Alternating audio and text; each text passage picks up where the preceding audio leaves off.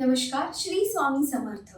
माघ कृष्ण प्रतिपदा तिथी म्हणजे गुरुप्रतिपदा. गुरुदत्तांचे दुसरे अवतार श्री नरसिंह सरस्वती स्वामी महाराज हे गाणगापूर येथे त्यांच्या पादुका ठेवून कर्दळीच्या वनात लुप्त झाले. तो दिवस म्हणजे गुरुप्रतिपदा. या दिवशी गाणगापूर येथे त्यांच्या पादुका पूजनाला खूप महत्त्व आहे. मात्र ज्यांना या दिवशी तिथे जाणे शक्य नसेल त्यांनी मनात पादुकांचे स्मरण करून आशीर्वाद घ्यावे. तसेच या दिवशी तुम्ही ज्यांना गुरु मानता त्यांची भेट घ्यावी, दर्शन घ्यावे, औक्षण करावे किंवा पाद्यपूजन करावे. आई वडील हे आपल्या आयुष्याचे पहिले गुरु असतात.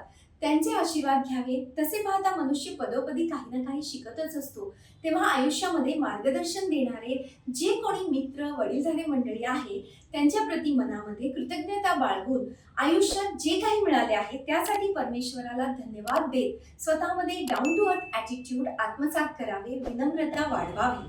धन्यवाद. प्रणाम.